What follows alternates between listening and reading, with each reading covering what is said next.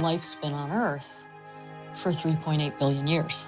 And in that time, life has learned what works and what's appropriate here and what lasts here. And the idea is that perhaps we should be looking at these mentors, at these biological elders. They have figured out how to create a sustainable world.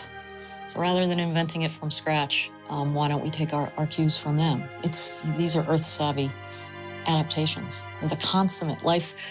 These organisms are the consummate engineers. They're the consummate chemists and technologists. They've learned how to do it in context. We've created a worldview in which we pretend we are separate from nature, even though industrial man depends more and more. It's this false illusion of a separation of humans from the earth. Somehow this concept of connectivity is intimately linked to the concept of complexity.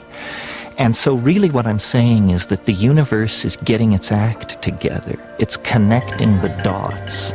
It's bringing everything into co-relationship with everything else. And somehow it does this through the production of consciousness.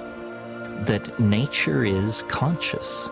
Nature is alive. Nature is an organism full of intent. We must give reverence and credence to nature and nature's methods, because no other methods will allow us to work our way out of the present mess we're in.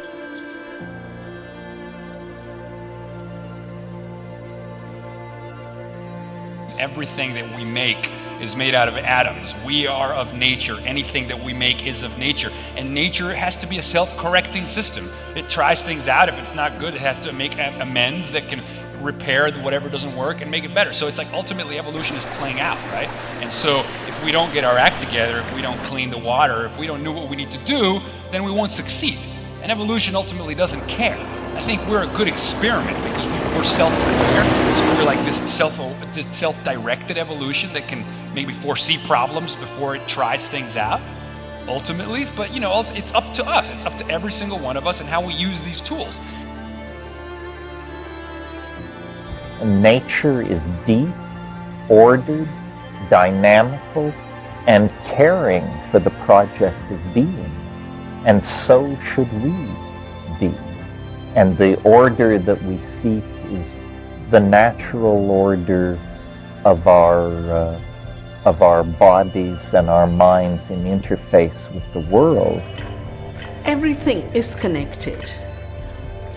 Through most of human learning and human knowing, we knew that. From this distant vantage point, the Earth might not seem of any particular interest. But for us, it's different. Consider again that dot. That's here. That's home. That's us. On it, everyone you love, everyone you know, everyone you ever heard of, every human being who ever was, lived out their lives.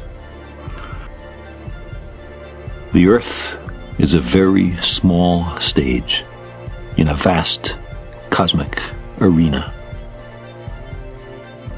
The Earth is the only world known so far to harbor life.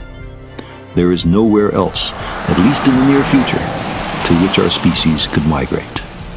For the moment, the Earth is where we make our stand. We face some pretty grim environmental challenges on this planet. But in order to solve them, we need people, smart, dedicated people who care about nature. And the only way we're going to raise up a generation of people who care about nature is by letting them touch nature. Because that which is untouched is unloved.